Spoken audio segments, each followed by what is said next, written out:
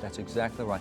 And we need to change our paradigm as the church, as pastors, as people who sit in the pews and say, wait a minute, we can't let the government take these things off the table just because it wants them. If they are in the Bible, I'm going to talk about them. They're not political if they're in the Bible.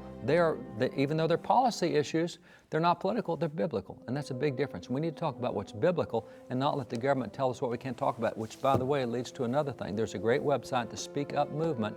And what you find is the government and secularists have really intimidated the church into thinking there's certain things they can't talk about.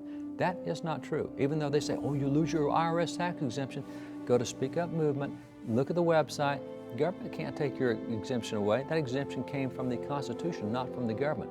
All the government does is give you a letter recognizing that you're tax exempt. You lose the letter, you don't lose your tax exemption. You're hitting on a big issue right here, David, because I think a lot of pastors, if they were listening to the things we just talked about, might say, well, I'm afraid to talk about that because I might lose that tax exemption.